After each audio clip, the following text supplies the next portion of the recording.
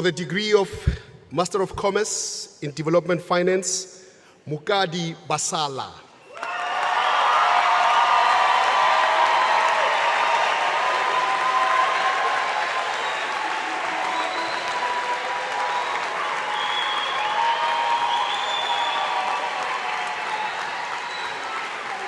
Bonsoir, bonjour, mes très chers frères et sœurs internautes et bienvenue dans ce nouveau numéro de Plus 243 Show.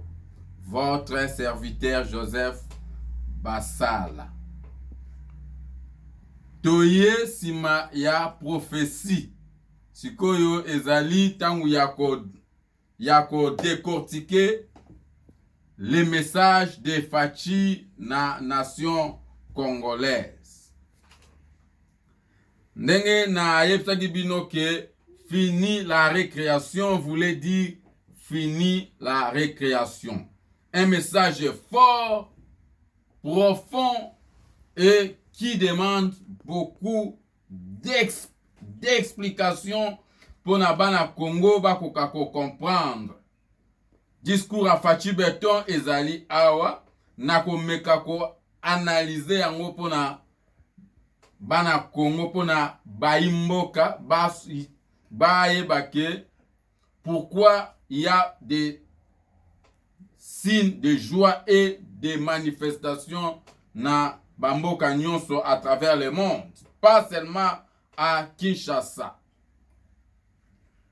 Pona émission ya lelo toko intitulé lango l'enfant fera mieux que son père. Donc ligo bake bana bakosala koleka oyo ba botina bango ba salaki. Le père Étienne avait semé l'idée. L'idée est Mekiko Kola et alors aujourd'hui Fachi Beton est venu avec les actions concrètes oyo et qui sa vision ya ba père fondateur ya IDPS, les partis du peuple. Toko décortiquer discours et puis toko lobela sous voyage avorté ya Raïs Nabango GKK Joseph Kabila. Voyage meki mwa koloba melamingi ono nini nae mpepo nae ezalaki sa beauté. Alors qu'on sort, quelles sont les vérités derrière non-voyage ya monsieur Joseph Kabila? Aussi longtemps que na Lubumbashi il y avait une forte mobilisation pour accueillir l'ancien président. Ce qui Kabila amekaki ko kende kuna, qu'est-ce qui allait arriver et qu'est-ce qui allait arriver pour na ba fain na ya mboka Kinshasa, pour na bani troupeau na pour na ba mampate na ba lingaki batika na mboka Kinshasa. Nous allons essayer yako analyser tous ces points-là. Tokoleksa Kunate directement toyeko na discours ya président de la République. Toyokaki batu ba lobaki ming, les concertations vont échouer. Concertation et comme et le côté. S'il n'y aura pas la coalition, s'il n'y aura pas la cohabitation, qu'est-ce qu'il y en aura? Banamboka, les gens sans vision, sans idéologie, croyaient que bango ba ayebi mingi koleka bana mboka Congo.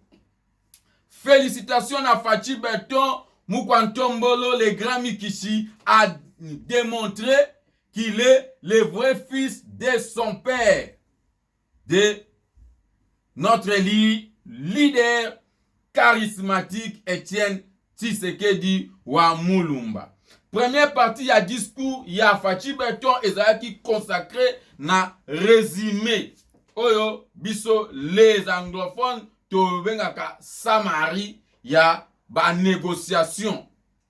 nini batu bakende kosola na Fachi Beton bayebisaki ye nini banana ba député ba ministre tina ba shege bayebisaki ye Fachi Beton nous sommes fatigués ya coalition Lion asanganaka na bantabate Lion azo umisa bantaba mingi il faut ba liama tozo zwatan Facha yebisaki bango tozo zela bonne année alors bonne année yango yo bantaba baliami Banakin première partie de la qui Samari au synthèse ya ba négociation fini la coalition FCC et cash une coalition ezalaki naturalité on ne mélange pas ce qui ne peut pas être mélangé. La majorité à Bana Congo ba lobaki ke Fachi Beton to lobi non na coalition.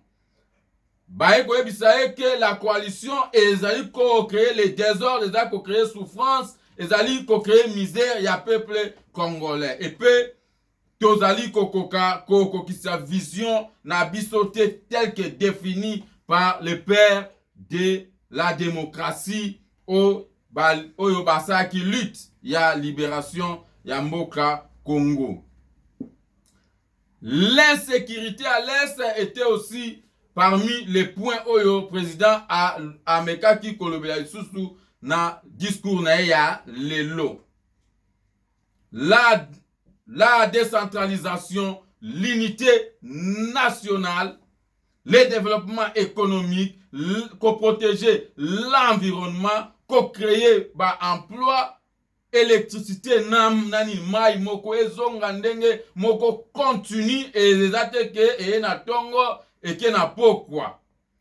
Nyonso pende beki kolakisa biso ke makanisi ya mwana mboka Fachi Beton ezalaki na développement ya peuple.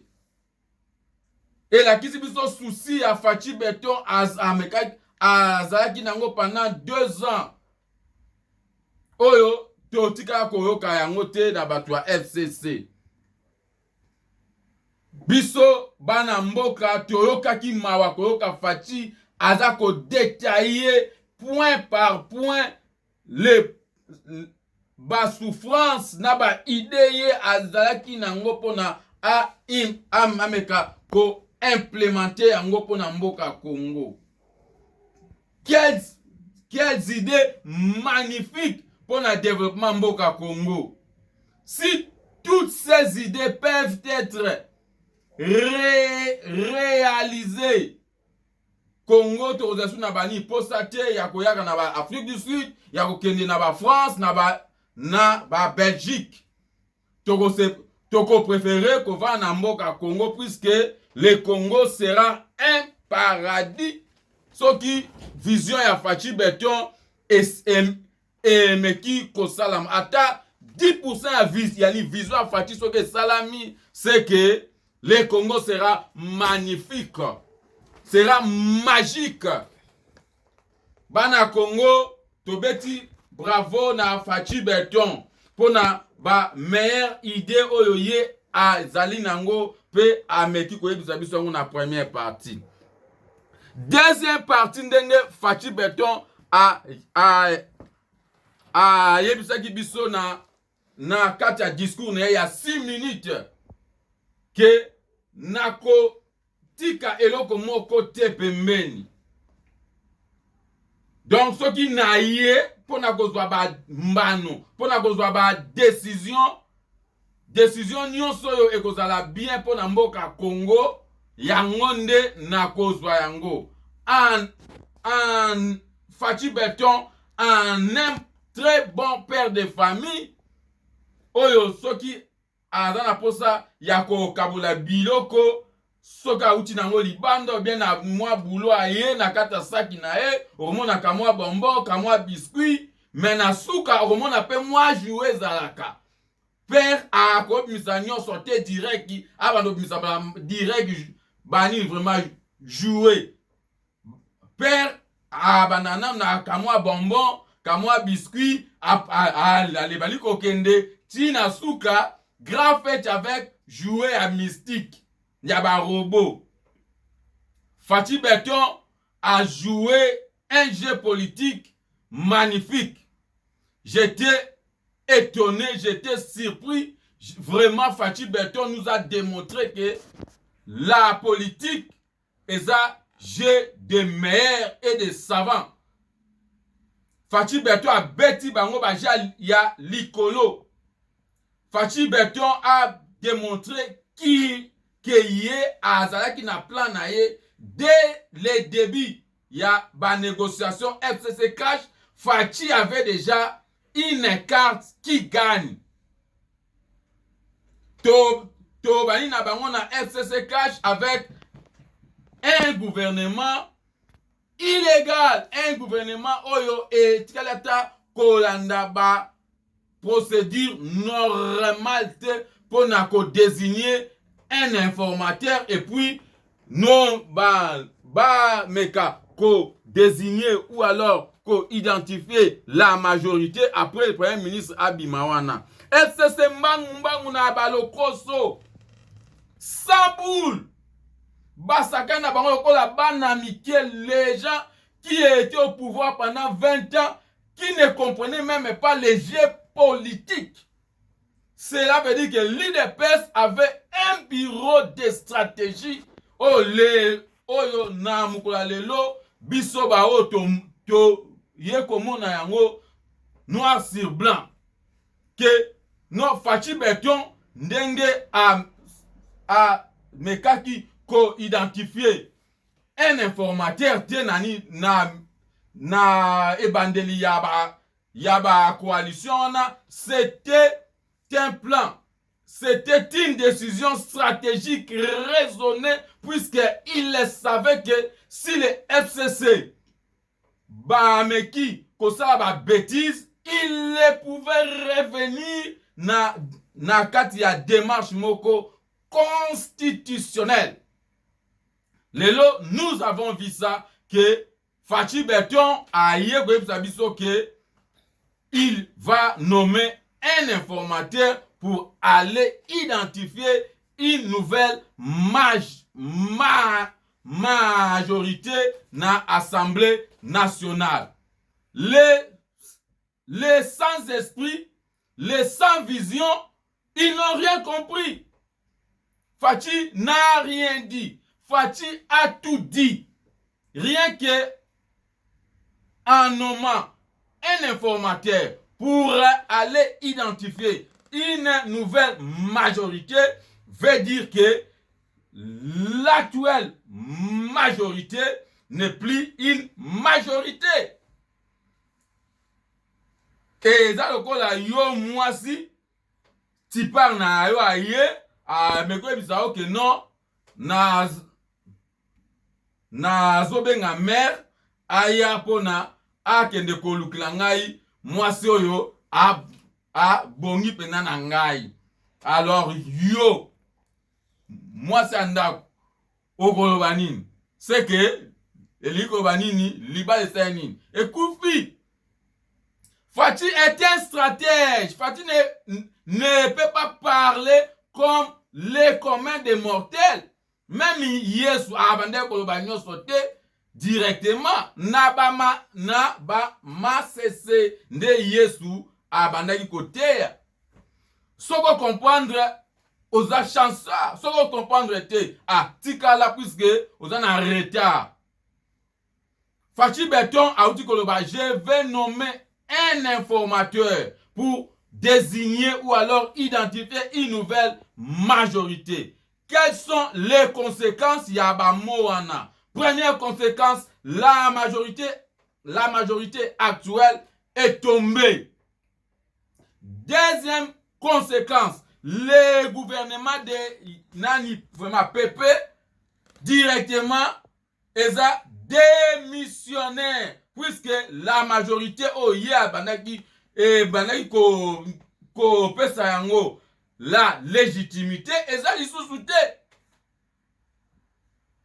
Troisièmement, Fachi a bien dit, si azui la majorité, la majorité des Fachi ne veut pas dire que 251 yabata SCC bakoye directement koya ko katisa kaka boye kaka o babenga gube boye ko katisa. Que Fachi nous a dit na première partie à discours na ye wanande projet de société, wanande vision ya gouvernement.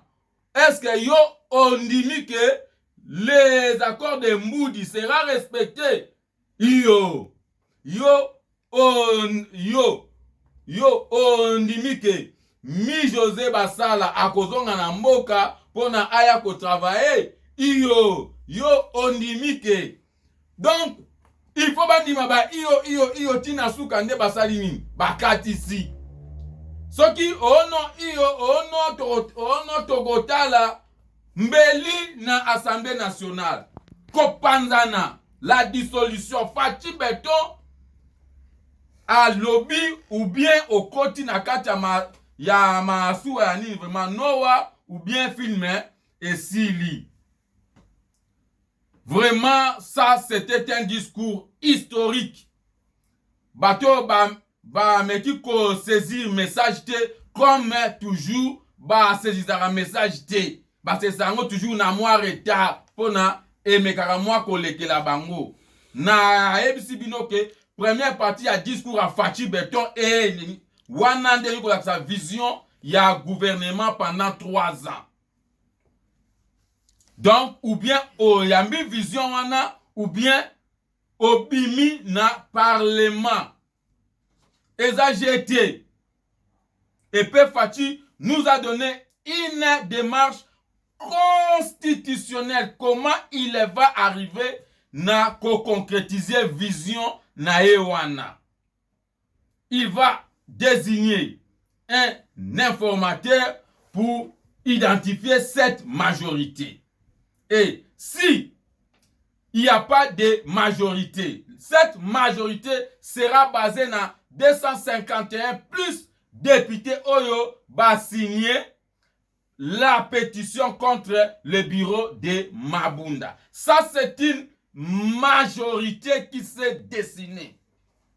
Si cette majorité refusait le premier ministre nommé par le président 2 fois, ça va créer une crise constitutionnelle entre le gouvernement et le parlement. Et le président sera en droit. Il y a qu'à dissoudre cette assemblée. Quelle intelligence, Fachi Beton.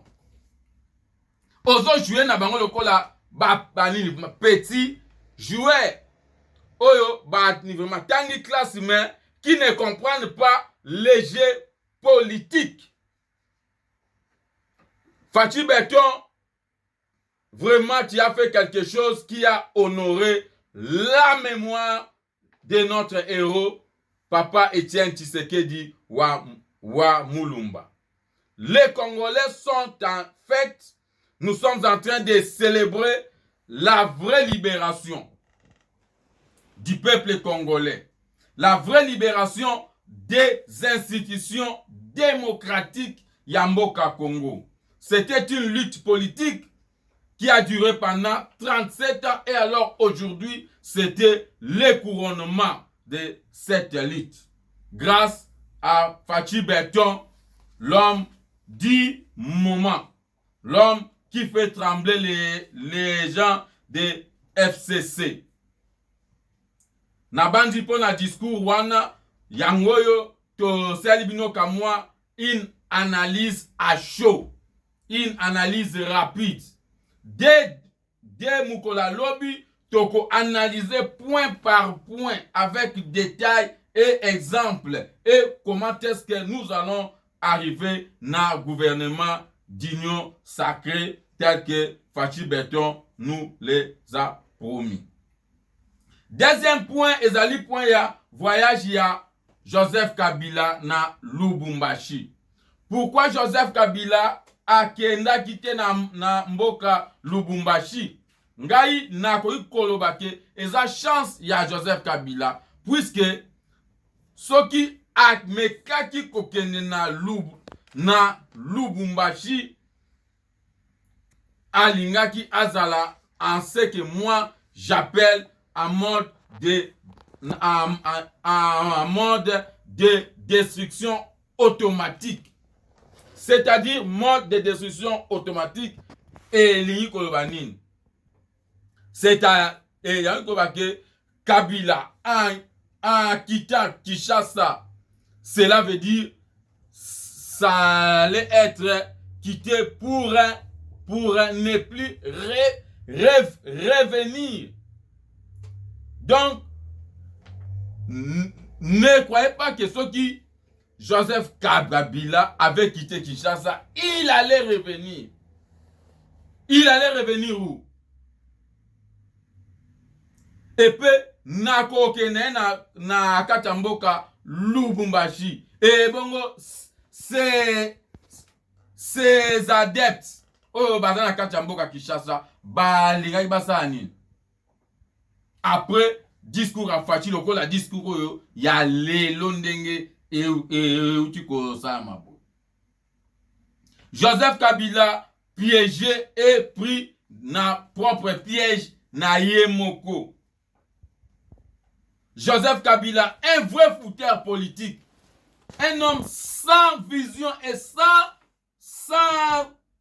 stratégie, un homme qui ne gagne qu'avec et là le la mutu a gagné match à carte kaka soka azobeta na ba as na ba ka wana da joueur fouteur Fachi Berton les a démontré que a auto gagné match à carte mais a gagné on a ba 3 na ba 4 mais hier a gagné kaka il faut na ba ka na ba as na ba ni joker. C'est que c'est un fouteur. Donc, il nous a dit à que il a zalaki atana ba stratégie politique mon côté. Oyo tina mbo openda tina jour à lelo et tout ça que Fachi Berton il avait déjà un plan tracé et très stratégique. Oyo chaque pion que non Fachi Berton poussé et zalaki na place nango pe na tana yango. Et que non, aujourd'hui, Fachi Berton est prêt ya kozwa la totalité ou l'effectivité ya pouvoir et ya nivma pouvoir exécutif ya mboka Congo sans que mutua kufa. Joseph Kabila doit savoir que il a fait naïe. La fin politique, il y a Joseph Kabila. Il doit voir de très loin que un grand doit être en mesure, il y a qu'à lire des signes de temps. Si tu ne sais pas lire des signes de temps, c'est que aux a granté, aux a fouté. Il faut aïe, mais kakoye ba que non. Vraiment sikoyo na komi na suka. Je ne peux rien faire pour na boue. Alors tikangai na adopté ligne de conduite oyo. Il doit savoir qu'il n'est plus le président de la République. C'est Fachi et le président. Et que finit la récréation. Il doit rentrer à Kingakati et continuer à faire les champs. Azala, un sénateur a continué à jouir na ba avantage na ye avant ce pays et à Kokumbaye. Un conseil gratuit na ye Joseph Kabila. Pour na ba fan na ye, nous sommes tous des Congolais. Fachi travaille pour l'intérêt supérieur de la nation. Le train est en marche. nous tous Congolais, on doit y monter. Ozala mutu a Palou, ozala mutu a Eside, ozala mutu a IDPS, ozala mutu a PPRD, mata. Sauf Shadari akomatate. Mama Mabunda akomatate. Tambwe Mwamba akomatate. Puisque bazana ba tikete. Bana ba tikete. Bangonze yana bango na CPI ou na prison centrale ya Makala bakendeko accompagner leurs frères Vita Kamere les grands voleurs. Oyo Toyo Katakombo na été un message à chef de l'État. Au contraire, le chef de l'État nous a dit qu'il va sanctionner sévèrement tous les voleurs. Tous les voleurs en banane de Vital Kamere et de Tambwe Mwamba, de Masaro, Ngombe na Ngombe ou alors Gombe na Gombe. Banakin, Bana Congo, nous sommes dans la joie. Yako monake les promesses faites sur la RDC et Bandi ko s'accomplit. Yani solo ezui Mikolebele. Ezui une trentaine. Mais une trentaine yabambula. Mais tokomi kokoma na tangu na ni tangu oyo le Congo va être sauvé. La fin de la Kabylie était aujourd'hui. La semaine prochaine sera une semaine déterminante où on va voir beaucoup de changements sur le plan politique, sur le plan de Yako s'est positionné. Et alors il est temps que les parlementaires, les députés va se positionner d'une manière stratégique. Au cas du Kota Fachi Beton, tu seras sauvé. Si tu es resté na Katia SCC, il y aura la machette qui aura la dissolution. C'est comme le couteau de Damoclès, c'est-à-dire Ozana esika yakoki mate toki ebekoko zo na boete kana ekozonga ekozwa yo papa. C'est ça. Ah ngai te ngai ngani te ngai na zopesa kaka na zopesa la bino le message que moi j'ai reçu de la part de l'Éternel sur les Congo. Le message, il y a député Ezake, quand il ça déjà avant aussi Langala. Et alors, moi, je vous connais. Koutou, Kala de Sibo Katisaki. Pour la bino boza ba vrai péré. Kala ici bo Katisaki, boé na mbindo na bino wana mais vous serez net bozala nettoyer, recycler et enseigner na ba valeur démocratique, na ba valeur morale et d'éthique pour na faire avancer Mboka Congo. Ça c'était une analyse à chaud. Il y a discours, il y a Yemoko Mokonzi Mboka Fachi Beton Mukwantombolo, le grand Mikishi Oyo a démontré qu'il est réellement le fils de son père. Les vrais Kinois Oyo moi batumoko ba koki koyako lekela ete na katia esprit. Vraiment Fachi Beton ozana soutien ya peuple congolais. Si si la majorité est là, alors Fatou Béton va former un gouvernement dans la Union sacrée. S'il n'y a pas de la majorité, il y aura la dissolution. Fatih l'a déjà dit. Il a tout dit. Il a même dit plus que moi, je m'attendais. Il a tout dit. Na ba vision, na ba décision nyon soye à zui. Pour na Mafa, merci na yo Mafa.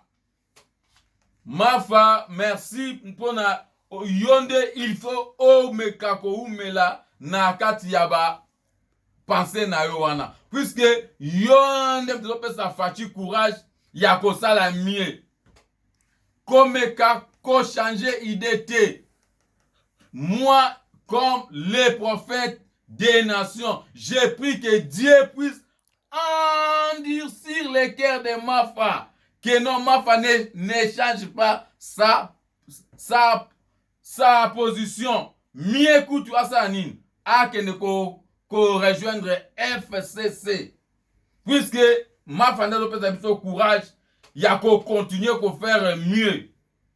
Puisque Aza Mutema Mabe Fayulu Mutema Likundu.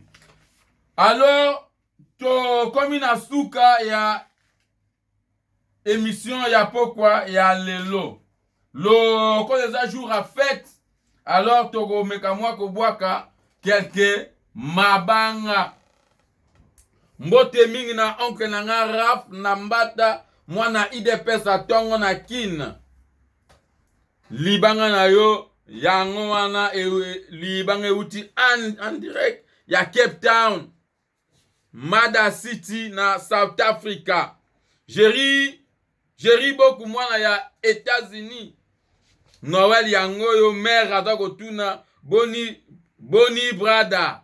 Azo kanate alali ngana ebike yo a plus fort. Mama nanu libanga na o yango yo. Champion Edilo mwana Cape Town. Libanga na o yango champion. Siska ngongwani libanga na yo petit nanga moko yeyet basala libanga na yo. Donc mbote na bana nyonso ya Congo, mbote na bana Cape Town. Alors sikoyo toza ko remercier l'équipe technique, il y a plus de 243 news. Tozana Gaben Dibwe qui est à la caméra. Tozana Given Basala à la réalisation. Et puis Tozana Baby Basala pour na maquillage pesson. Bana Kine, Bana Congo, Tokomi na Suka, to Pesibino Mbote, Tokokuta Lisusu Lobby pour na nouveau numéro. Il y a plus de 243 news show oyo ekomeka ko décortiquer. Il y a komeka ko décortiquer davantage les discours des chefs de l'État et peu tomeka ko mouke komeka ko raisonner qui peut-être c'est informateur qui va essayer ya ko identifier la nouvelle majorité dans l'Assemblée nationale. Merci mes chers frères et sœurs internautes. C'était votre humble serviteur Joseph Basala, le prophète des nations. Ciao.